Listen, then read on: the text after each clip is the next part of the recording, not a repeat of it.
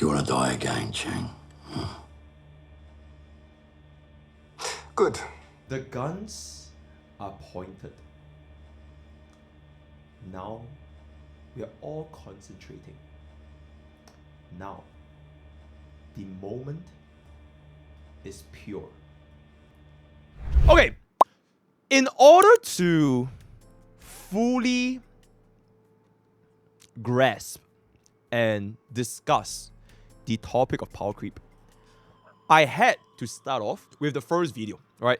Because as it has abundantly shown, so for example, if we take a look at a little colorful place over here called a Tectones Degens, as it has abundantly shown, a lot of people are very upset, very emotional, right? And very angry at me.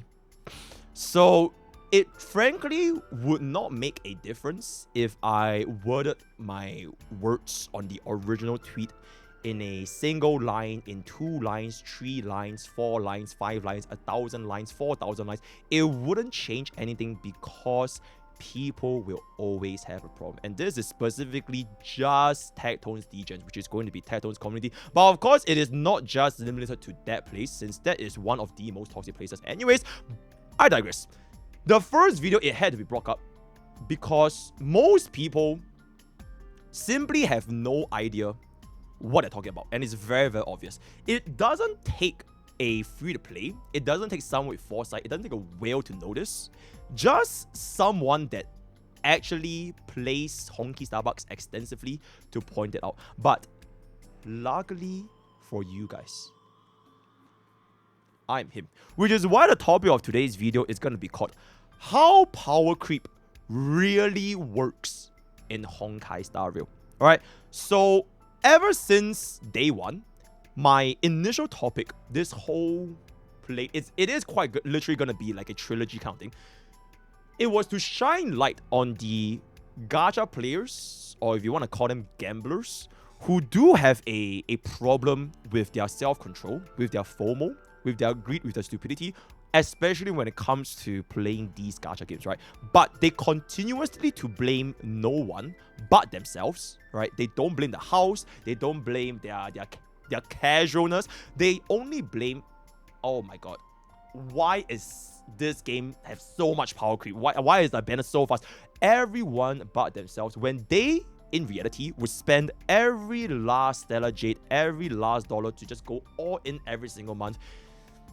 And it just leads their account to that situation, right? I know that even until now, after spending, at this point, I think we have spent like, what, 12 hours on this topic alone, talking with creators, talking with chatters, the fans, the haters, the casuals, the meta players. The consensus that not all, right, Gacha's made a point. I should stop using blanket statements. Not all, but a lot of gacha players, they do not have any responsibility. It is still a very prevalent feeling, right? They don't want to take any responsibility, either due to ignorance or they are in denial. And people are upset that I'm only addressing the players and not the company, right? I'm only addressing the gamblers and not the house. Well, today, the house is going to be addressed, or more specifically, how does power creep really work in Honkai Star Rail? Absolutely, right? So before I start cracking down and going in on the house, I want to first make this like extremely clear on the original tweet once again, because this has been going around so much, right? And holy shit, it's 804,000 views at this point. I want to make it extremely clear once again, right? There's no point throughout the tweet, throughout the videos, throughout the live streams, throughout the debate, throughout the 1v4, there has never been a single point where I ever defended power creep. Never, right? People keep saying that I made a bad tweet, right? That I misrepresented my tweet. I don't understand English. It's wrong. English is not my main language, right? And they keep acting surprised that I made a offensive tweet and people are bashing me for it. No. I've not made a wrong point. I have not backtracked from my original point. And my point has and always will be, I'm talking specifically about this topic right here, is that the problems power creep bring to the community. Could I have fully explained myself in this specific tweet alone? Sure. I could have typed out my entire 4,000 word essay that I prepared for this entire video, this entire cinema. Since this tweet, I could have done that. But the original point would be exactly the same, right? And it is up for the player base, for the community, and for the creators to try and offer up their side of the perspective. And even if I did all that, right? Even if I typed out my entire 4,000 word essay for this tweet, it has been demonstrably proven. It has been demonstrably proven that it wouldn't have changed anything. Because I would still get bashed for making the exact same argument because I've made that 1.5 hour video. I've got the other creators reacting to the video, as well as going ahead and talking with all the other creators, right? So it would have made a 0% change. Maybe a little bit more likes, right? Because right now, that current video, the Powercreep problem, it is at roughly 69% like to dislike ratio. Nice, right? So sadly, people are way too angry. They are way too upset. They are way too emotional, right? They think I'm a whole dick sucker. I got their dicks in my mouth. And I'm getting fucked in the ass by that way. They are way too upset to maybe don't understand the 1.5 hour video in the end. Or maybe they did watch the video, but they paused every 5 seconds to misconstrue my point. But regardless, the point that I've been trying to make has always been the same. Because I am not addressing the house. I am not addressing the company. I am talking specifically about the players. Not all players, but for the players who fall into the camp of greed and stupidity while failing to acknowledge it at the same time, right? I have legit, after I think this one has been 3 days or 4 days as the time this video goes up, I have almost been gaslighted into thinking that I have misrepresented my own point, or I don't even speak English by the amount of people that have no idea what I'm talking about, right? And every single time, I want to clarify myself. Be it in the video, be it when I'm debating with other creators, be it when I reply to comments on YouTube, on Twitter. It just makes me see that people are not all, right? Again, not all. Most people are not arguing with me with logic.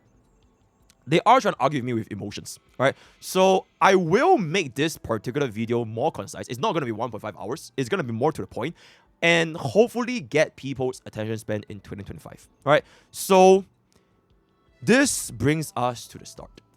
The topic of power creep, as well as the problems associated with power creep.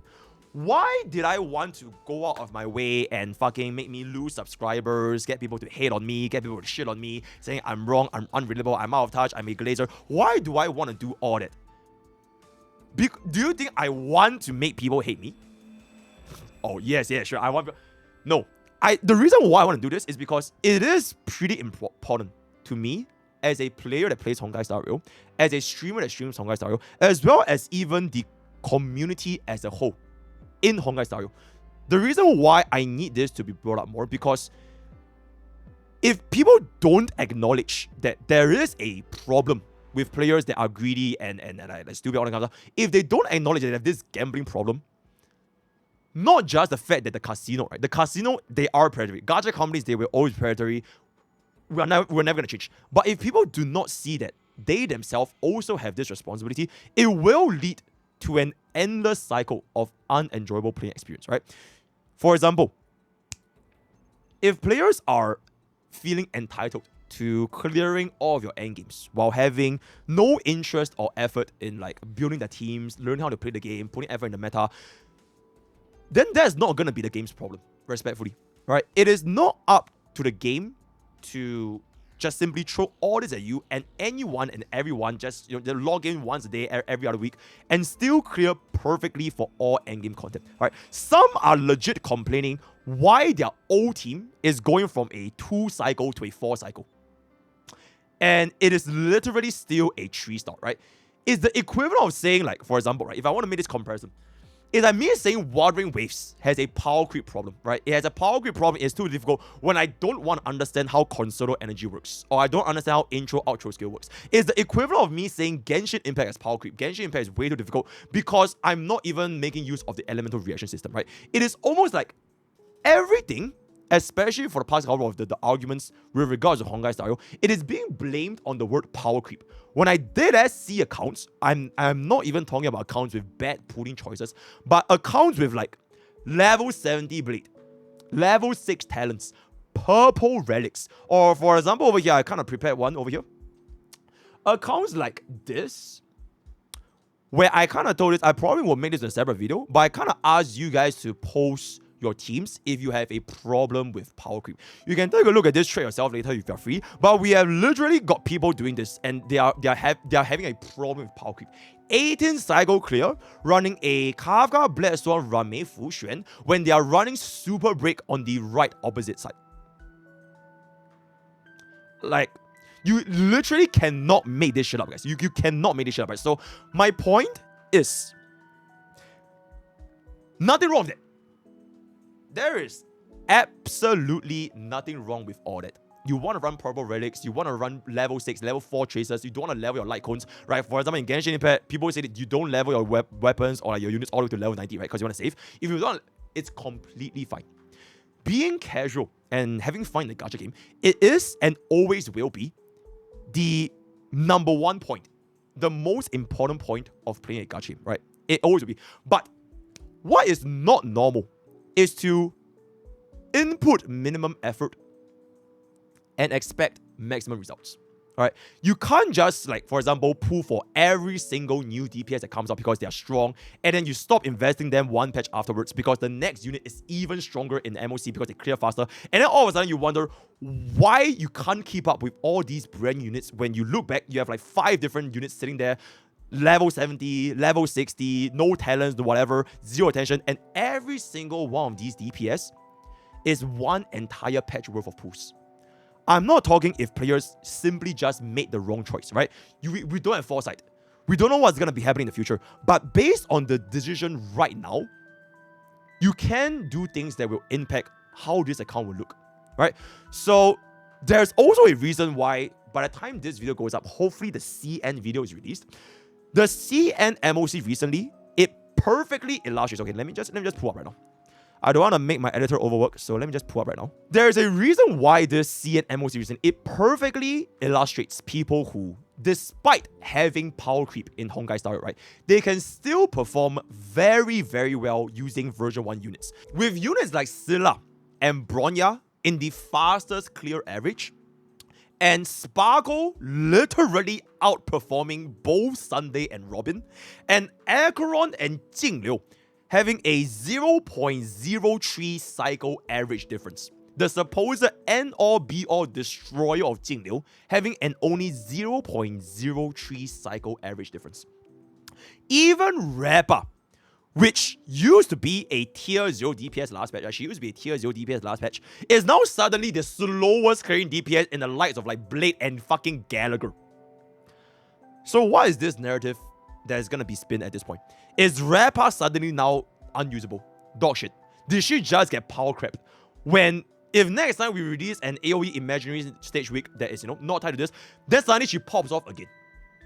This pattern is not limited to a single Memory of Chaos. You can see all of my previous CN MOC clear day, or even Pride Wind, right? You can see that all these different units, there are times where they clear faster, there are times where they clear slower. It is not to say that they're always going to be number 1, but eventually they would change, right? When Yun Li came out, she was also super, and now look at where she is now, right? So my point is this. The majority of players who are still arguing with me, you guys know that I'm right, right? You guys know that you don't really understand how this meta rotates in Honkai Starbucks endgame. You know that you can make your old team stronger, and yet you chose the easy way out by pooling for the shiniest DPS. Because it is easy, right? Why would one player want to learn how to speed tune, how to do the team building advance? Why should I go ahead and learn which team should I optimize, what light cones, actually, when you can just pull for the new unit? It is very, very annoying to go and learn all that when you can just pull the button, swipe the card, just pull the new one and the new one and the new one and the new one, and it will just make you fix all your problems go away. Because every single time whenever a new unit comes out, they will always be the strongest unit for that specific patch, especially for your DPS, right? So at the end of it all, if players, not all players, if some players refuse to acknowledge that they were greedy or they were being a little bit silly, this cycle, it will infinitely repeat itself. And they will always blame the same people. Power creep. It is always going to be power creep's problem, right? I ran out of pools because I keep chasing for the brand new DPS. Oh shit, power creep. There's power creep. Hey, I hit my toe. It's power creep. I missed the bus. It's my wife left me. It's power creep, right? So I know a lot of people at this point, they think that I am a shield, right? I'm still defending the company, right? So this is where I bring you guys to how I explain power creep works in Honkai Star Rail. So going forward at this point, I will only assume that you, right, the viewers watching this video right now, I'm gonna be assuming that you are interested in this video because you actually care about clearing the end game and you want to make your team stronger, right? This is not for like tourists, right, casuals, collectors, waifu collectors, drama farmers. If you guys don't give a fuck about the end game, because like I said since day one, people in this camp, they won't care if they clear end game or not. Right? They won't care if they clear 3 stars, 4 stars, 2 stars. It doesn't matter to them, right? So that is not the main reason why they play the game. So from this point forward, let's get into the power creep in Honkai Star Rail, right? Okay, let me see chat a little bit because I think there's war right now. What up? There's only peace, no war. Okay. Why I say this is how power creep really works in Honkai Star Rail is because I think there needs to be a baseline understanding of this before people start saying, you know, I'm shifting goalposts, I misconstrued my points again and again. At this point, I think I can say for most people in chat, as well as YouTube comments right now, there is a power creep in Honkai Star Rail. Yes, there is. There is 100,000% power creep. It is absolutely predatory. Yes, it is a predatory practice. This is not because of the player. I'm not blaming. It is 100% predatory power creep in Honkai Star Rail. Why? Because your old units feels worse to play. Alright? Your old units are like, oh my god, I used to be able to do this and now she's like fucking doing dog shit, especially when you compare them to the latest new unit. At a glance, right? If let's just say, let's just talk about Memory of Chaos, right? Because Memory of Chaos is going to be the majority of the endgame where people are discussing, as well as the HP inflation, and you don't really have the access to the buffs in Pure Vision and A-Port. So let's just discuss about Memory of Chaos, right? If last time, this old team that you built up cleared in this number of cycles, now, using the exact same team, you cleared slower, then it will feel like this unit got power creep, right? In reality, there's actually a lot more layers behind a simple matter of if your old units got power creep. So let's first address some common misconceptions. And the first most important thing that is not power creep is your shitty units. Yep, it's your shitty units. So I'm gonna be addressing this right here. This is going to be a video I made 1 year ago, right? The world's first and only level 40 E0 Jingliu 0 cycle, right? Level 40, 1 year ago. We tried a lot, and the team I used there was no such thing as Bubbin, right? Back in my days, right? There was no such thing as Bubbin. There was no such thing as Rame. There was no such thing as Super. There was none of that, right? I only had Ting Yun, Pella, Bronya. That's it. And a level 40 Jingliu, which means my tracers can't be maxed. My light coin is pretty much dead. And yet, we can still get this 0 cycle. So why do I want to point this up? I challenge any motherfucker in the world right now to produce me a 0 cycle using this exact same team. If anyone right now, using an E0S1 level 40 Jingliu, can produce a 0 cycle in MOC 12, I'll give $1,000. I'll give it out. But it's not possible. Why? Why is this not possible? You stupid bastard. Why? Power creep. Oh, it is the damn devil. It's power creep, guys. Last time I could do this with this, now it's the power creep strikes again, right? The reason why this is a very interesting concept, because technically if you think about it, it kind of is power creep. Because you used to be able to do this, my units didn't change, I didn't spend any more money than this. Holy fucking shit. Yo, RGKK, thank you so much for the raid. We are in a bit of a war zone right here. We're in a bit of a war zone right here. Love, peace, happiness. And I don't want to hear no more. We just got raided by a very, very wholesome streamer. I only want to see love, peace, happiness. I'm gonna stop talking until we see love, peace, happiness for the next 5 seconds. Hide the casualties. That's crazy, man. The reason why I brought this example, because this is honestly a very interesting example, right? Because technically, if you want to think about it, it is power creep. Because last time, enemy units were like 1/10 of the HP. So if you were to use this team back then, you would be able to clear it because the environment was a lot easier. Nowadays, you'll have fun trying to deal with that with like a fucking 2.5 million HP Star Rock, right? So technically, it is power creep. But the reason why this is a pretty ridiculous argument is because a lot of these factors within the team, it can be changed by the players themselves for free without spending money. Namely, like literally things like leveling your units, right? Leveling your light cones, leveling your tracers. Stop using purple relics, right? Maybe use the right set, right? A lot of these things, they don't need money to be solved. Which is why I say this wouldn't really hold true, because you are not really spending money, you're playing the game. You are essentially playing the game, right? And back then, the environment, we also had the trotters. You see this little trotter over here? Yeah, there's a little trotter. If you were to break the trotter, it applies this vulnerability debuff and it drastically increases your damage back then as well. So you can see this will also be a recurring point when I'm moving forward to the video. But my point is, the environment was also a lot easier compared to the environment we have right now, right? So, as I said, if I use this exact same team in 2025, I'm dead. I'm cooked, right? Majority of it isn't really power creep. It is basically playing the game. But why would this be a problem then? Why would this be a problem? This kind of ties back to my first video. Do you remember the good times? The good times create weak men create strong times, strong. It kind of makes this scenario manifest.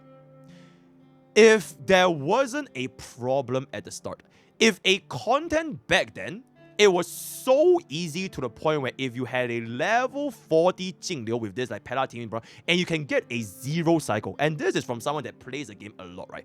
What do you think the casual players are doing? They probably wouldn't give a damn, right? Because the content back then, it was extremely easy, especially if you put for the unit rate up. Especially if a casual player base, they put for Jingliu. I'm not talking about 0 cycle, but simply if they wanted to just clear the end game, they put for the latest unit, press the fun button, and boom. They will easily get the 3-star, right? Which leads to this cultivation of bad habits being ingrained in the player base, right? Remember how like they get complacent? They don't really have the mindset of, okay, I probably need to level up my tracers. The level 40 is a little bit of an extreme example, but it's more like, yeah, I can get by with level 6 tracers, right? No problem. I really clearing everything anyways, right? They don't really need to understand how speed tuning works. They don't really need to understand even like the best in slot teammate. I can probably just run whatever I want, and I would most likely still clear the end game with 3 stars. I'm not talking about 0 cycle. I'm speaking about players. They are casual, but they are trying out the end game. So they just do all this, they press farm and go, and this mindset, it will repeat. Now, imagine this happening for the Jingliu back then, and you fast forward it to this day. The solution is basically 2, right? If you want to clear the end game right now, it has not changed. Pull a shiny new unit, or actually make the teams that you put for stronger last time. It has been the same formula from back then, and it is still the same formula right now.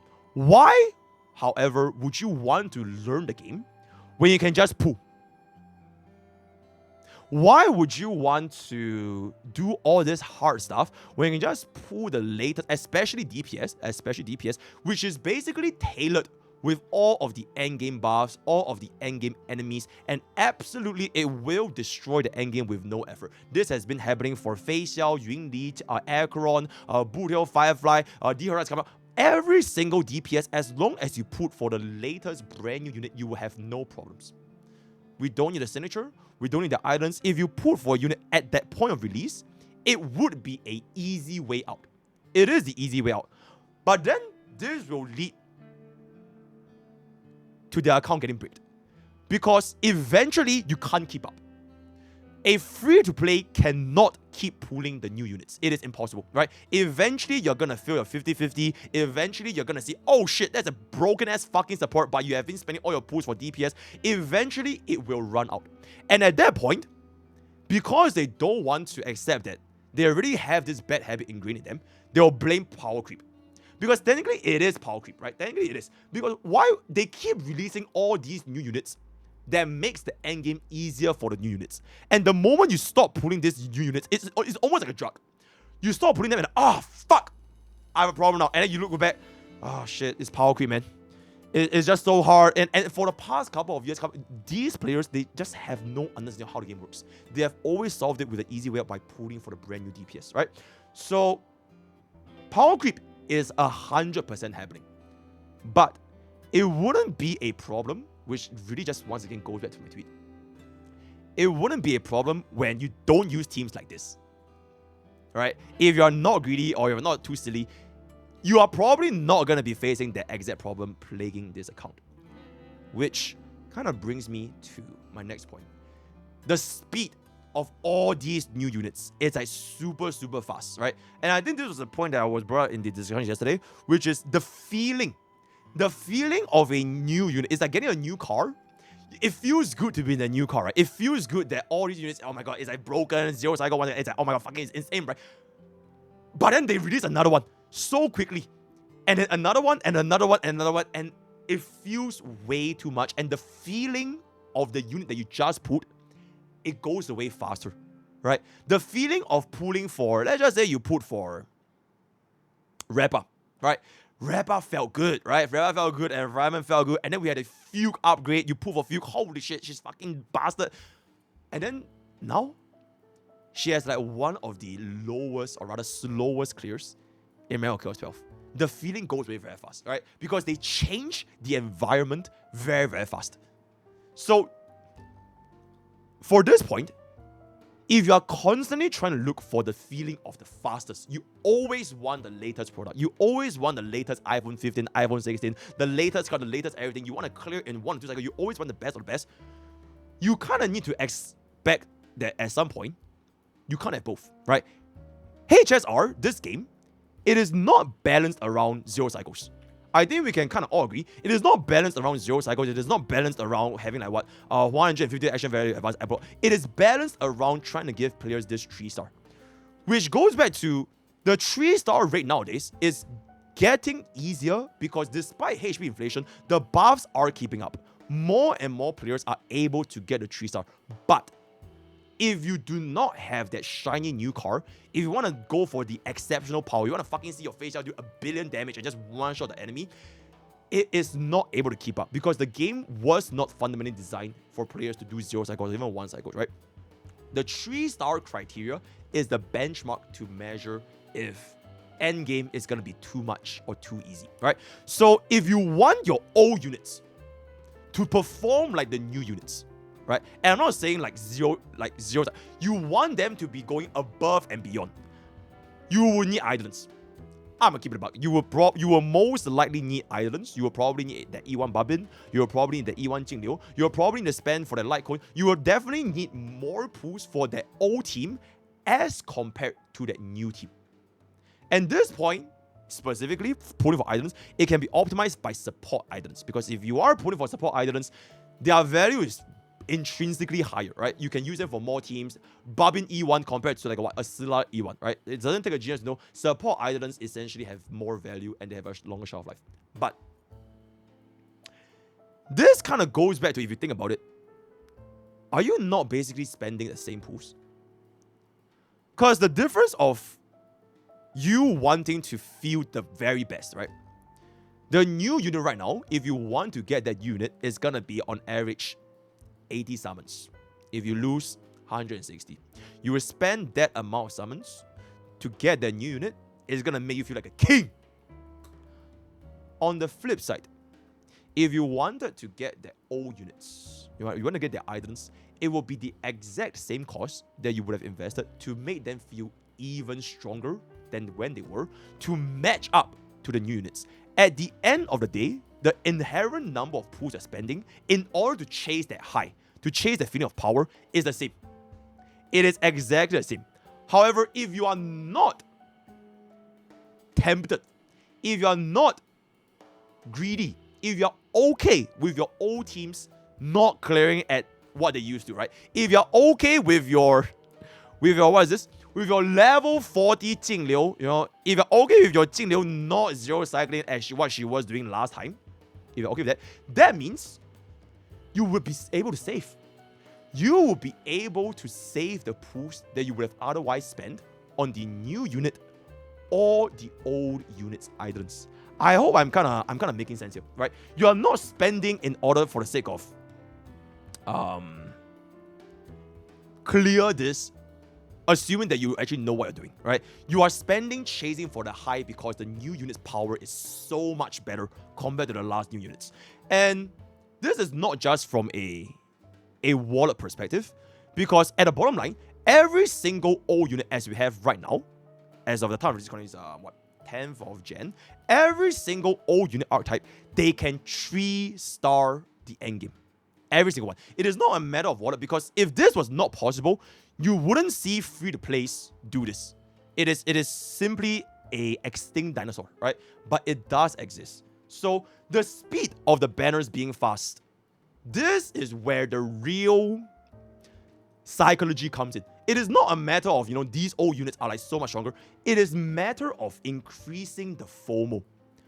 This is the predatory practice of the evil house, right? The evil gacha companies. The speed of the banner is designed to increase fast, to increase the FOMO. Ooh, look at this shiny new thing. It's like, imagine having out a NVIDIA 5090 and the next day it's like 6090, right? It keeps going faster and faster. It gives the player the easy way out and chase the feeling of dopamine, of destroying your endgame content, because let's be real, no one pulls a brand new unit just to barely clear the endgame, right? You wouldn't pull for D Herda and you're like, fuck it, she gave me a 5 cycle, right? I'm good. You're probably pulling D Herda because, holy shit, she's fucking zero cycling with like 1 cost unit and absolutely fucking diable. It is you want to feel the power of this brand new unit, right? And is it predatory? Like I said, abso-fucking-lutely. It is 100% predatory. It is directly playing into the player's feeling of FOMO, especially in a gacha game where players already have some kind of, okay, let's just be real, guys. You guys have gambling problems, right? You guys have, you are basically kids with gambling problems, but you can't go to the casino, so you want to fucking play a gacha game, right? So it is inherently predatory, which brings me to the most important point of this video. How this power creep really works. Nope, it is not just MOC, it is not HP inflation, it is not the speed of barrier, it is none of that.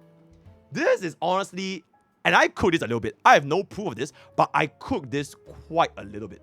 I think I might not even be right, but I have a pretty crazy theory going on here, right? I acknowledge that a very small portion, even smaller than the amount of people who clear endgame, would probably notice this. This HSR power creep and the predatory practices is not as straightforward as you think. So the way this really works, I'm gonna just stop yapping. The way power creep really works is not just a multiplier or the new mechanics or everything or the DPS board. It is directly to inflict the fear of missing out with the artificial buffs and the artificial enemies tailored to the environment. That is how power creep works in Honkai Star Rail. It is not because of the unit, it is because of the environment. It is not even just this, it is also because of the enemies that are up right now in the current endgame. it is not just because of the unit alone. If you're able to look past all of the smoke and mirrors, right, you will really quickly realize that units themselves in Honkai Star Rail, they are not the main reason why it feels worse to have so many banner units, right? It is because of the environment in which these new units perform in, right? This is the most predatory practice in Honkai Star Rail. It is not from releasing multiple reruns. It is not because of the banners are very fast-paced or hate streaming. And the main reason is because why do you think players would care if they release very fast banners? Why do you think players would care if HP inflation is getting higher and higher when in return the clear rate is getting easier and easier? It is not the quantity, guys. The real reason is,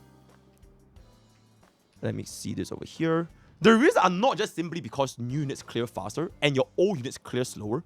It's also because the environment which your old units used to perform is no more. It's gone. It is no longer the case anymore. Your units did not get worse. The units are exactly the same. What you see from Jingliu on release, on Aircon on release, it is the exact same units since launch. They didn't change, but the environment got worse, right? It got worse for your old units in order to upsell the new units. And the moment both the buffs as well as the the enemies for both the buffs in the endgame content, the moment this thing changes, right? The moment we don't have this MOC Trotter buff with the AoE, the moment we don't have the Ice Winners on that kind of stuff, the moment all these change, the very same DPS that is being upsold, it would perform worse than before. Because it is now no longer in an elevated, artificially elevated environment, right? For your supports and sustains, it is not that bad, right? For most supports and sustains, you can pretty much use them universally because their job is not to clear fast, right? Their job is to kind of tie your team together and make them be universal. This is basically you putting for a single product that can be used in a variety of cases. I am specifically talking about the DPSs. The DPSs in Honkai Star Rail. And DPS themselves, they are designed in a way that they are the most appealing product in order to bait the player's FOMO. Be it their lore, their abilities, their animations, everything in Honkai Star Rail so far, it has been designed to upsell DPS units. And let me explain, right? I might be a little bit stretchy, but I want you guys to sit down, think about it. Especially for players who play the story, right? Especially for players who play the story. Think about it right now. Really start thinking, right? Bellerbok's story, it was tied around Scylla, right? Scylla was essentially kind of the main character, right? Your Xianzhou story, who are the main characters? It was Jing Yuan, right? General Jing Yuan. Blade Kafka, the Stellarium Hunters, right? Inhibitor Lunate Rise Up, Jing Liu being a teacher, right? That was kind of like the main cast in Xianzhou. Fast forward to Panacony, who are the main characters? It's Acheron as well as Firefly. These two, like the moment you say Panacony, most people are probably thinking of Firefly or Acheron, right? And then once we go back to like 2.5, 2.6, who are the main characters again? It's Yun Li and Fei Xiao, right? It's gonna be Yun Li and Fei Xiao for the story of 2.5. And then we have the entire arc of 2.6 tied to Rappa's story. And then 2.7 right now, this 2.7 patch was the first time they have a dedicated main character for Sunday and Fugue. Now, I'm not saying that all these other supports or all these other things like Aventurine, right? Jiao Qiu, Jiao Qiu fucking went blind on the other Aventurine Bars, he had a little story. Like all these, they are still very important characters to the story. But they were not the main characters. They were not the main characters where who was the highest amount of animation budget, if you want to make a guess? It is probably gonna be Firefly and her transformation Henshin. Panacony flies out in all the trailers. Acheron fucking slashing the fucking... A lot of these budgets, they are tied to promoting your DPS, right? If you think about the arc of Fei Zhao Yunli, Jiao Qiu, you know, even though he's there, he's more like a supporting cast, right? Robin, fucker appeared for 5 minutes and then she disappeared. Ryuko pointed out perfectly, right? Robin legit had less voice lines in that story than her fucking song, and she just suddenly disappeared. Now start thinking about it. Continue. The MOC as well as endgame buffs, most of the times, the interactions they have is based on the premise of you dealing this damage or interacting with the mechanic. And this is mainly tied to your DPS, right? Be it your break follow-up, your DOT, your skill damage, basic damage. I'm not talking about just MOC. Even APOC, Shadows, and Pure Vision, it is mainly tied to your source of damage. On top of all of them being in the respective right elements. Who the fuck cares if your enemy have no physical weak? You think someone is going to stop using Robin here just because they have no physical weak? The elements for your support as well as sustain, they are not that significant compared to your DPS. And here is the biggest tinfoil hat theory. Why do I say all that? It's because the company knows that DPS banners in Honkai Star Rail, they all inherently have a lesser shelf life, a shorter shelf life, a lesser value as compared to your supports as well as your sustains, right?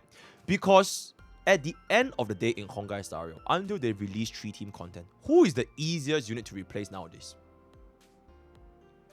It's your DPS, right? There's literally 3 different DPS you can choose from between your break team. If you want to run Barbin with follow-up, sure. You want to run Barbin with DOT, sure. You want to run Barbin with your Mimo Sprite, sure. Sunday, you can run it on pretty much every single hyper carry. Same shit for Sparkle, Bronya, the same thing.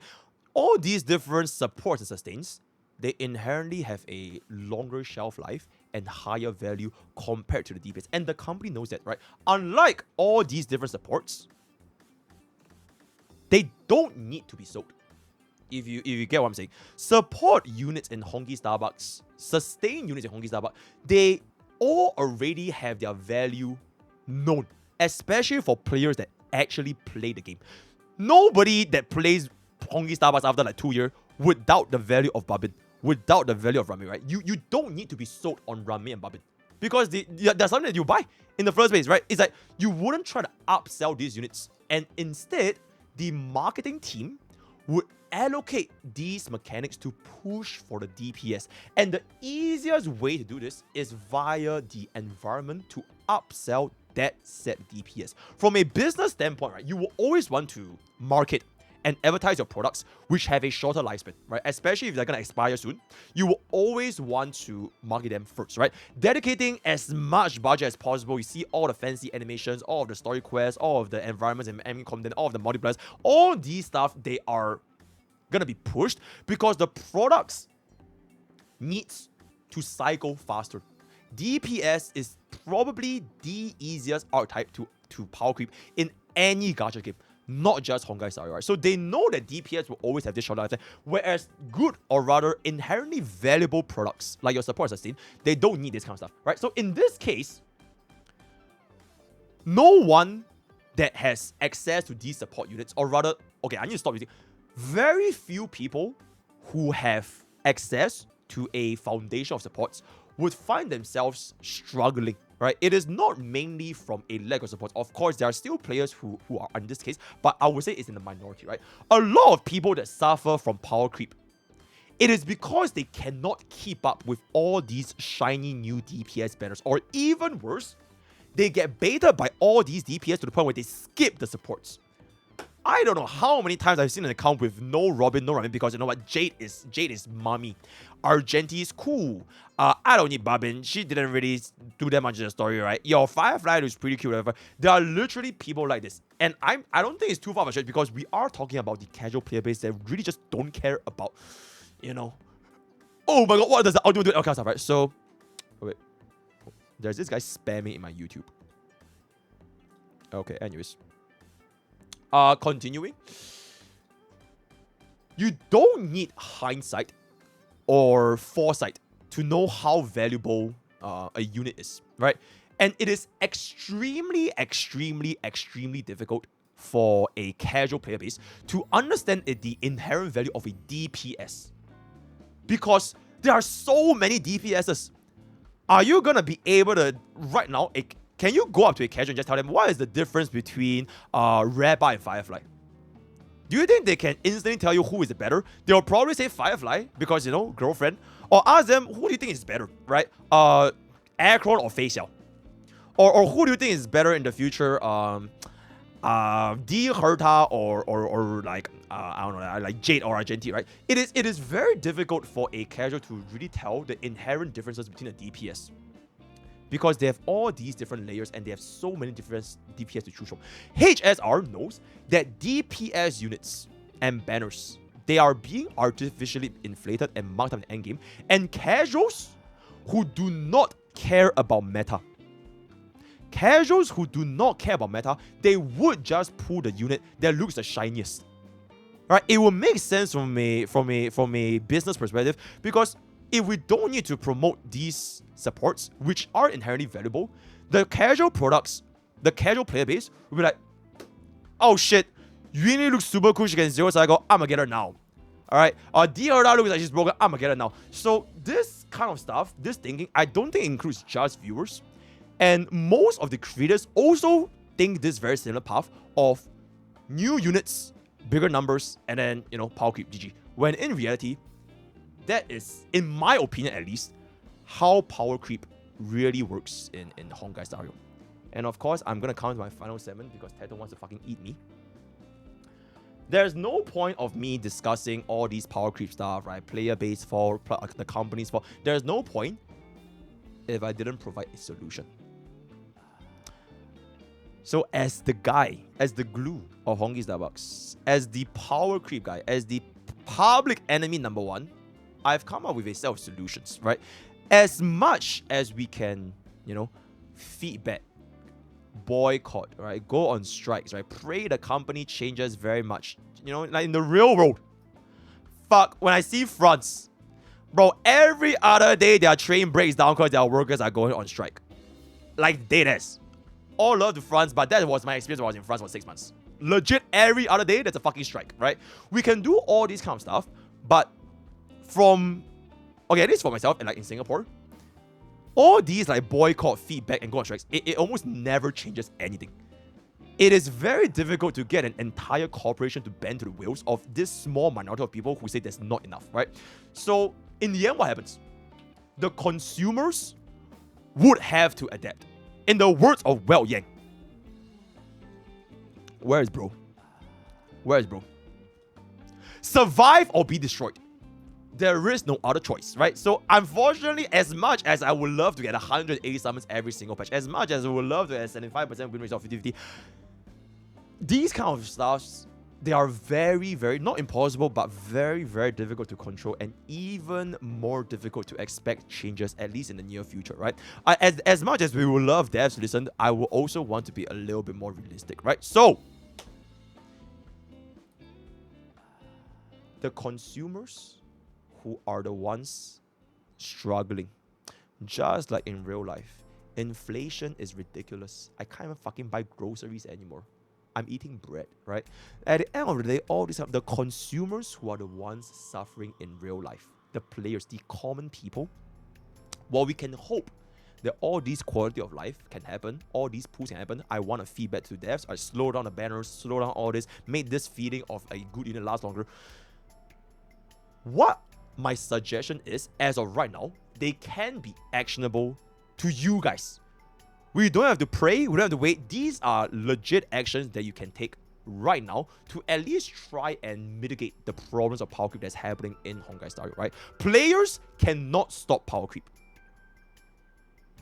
What the fuck are you gonna do when they release D Herta? Right? You beg for Argenti, you start doubling his multipliers. You start begging that Argenti can get it. There's nothing a player can inherently do for the power creep to happen in Honkai Starbucks or any gacha game, right? You cannot change the speed, you can't change the development, you can't change the environment of the Mirror Chaos, you can't even change the story, right? Whether you want to upsell the shiny product. What you can do is being aware. That is the best weapon to protect yourselves against power creep honkaistarrail. At least it's something that can be applied, right? Because if you're more aware of what's going on, knowledge is power and awareness is key, right? I am very, very glad that my very first phase, the very first video, it led to such a big outcry. So many people upset me. Everyone hates me. The entirety of Titan DGens hates me. Because now that I've come to the phase 2 of this video, I hope that people can kind of understand where my original point was coming from, right? Even if they were clueless, even if they were emotional, even if they were all that, I forgive you. You know, it's just that easy. And I have listed 3 separate solutions for 3 different groups of people. Number 1. For players who are chasing the shiniest new units every single day, because that's how you have fun, please continue to do so, right? The sky is your limit. Or more specifically, the wallet is your limit, right? Please continue to do it. But my only suggestion, my only help advice is to try and spare some pools, especially for support in Honkai Star Rail. Because support, it is called Honkai Support Rail. So, just for the, okay, like chase all you want, but for the love of fucking God, bro, just fucking get Robin in the rerun. If you still do not have Robin, please just get Robin and just chase, right? It's great. It's a gacha game made to be enjoyed. Continue on chasing. I'm not gonna stop you because that's how you have fun, right? Next, Cam, for the players who are concerned with meta and you guys are struggling to clear endgame with your old teams. I'm not talking about new teams, I'm talking about old teams, right? Know that this is intentional. The company has intentionally made the environment worse for the new units. Because if the old units are performing the exact same as the new DPS, nobody's gonna fucking pull for the new DPS. So no, first be aware, acknowledge that it is perfectly normal to do worse with your old units. It's completely fine. 4 cycling, 5 cycling, it should be completely fine. You don't need a chase for the 0 cycle once. It is completely fine because that's literally how FOMO works, right? Set realistic expectations, right? Know that all these brand new units, they will always look cool, right? They will perform better than the old ones. And remember the enjoyment and the reason why you put for the old units in the first place. I think that's very, very important because let's just say you rewind time back to 1.0, right? And you had the foresight to 3.0. You know that Aircron is coming out, D-Hurla is coming out, Subaru is coming out. But right now, you're still at 1.0. You're still slugging through Silver Wolf, Locha, Kafka Blade. Do you think you would have the patience to just not pull forever until Aircron or until Firefly or until D-Hurla? Would you just not pull, period?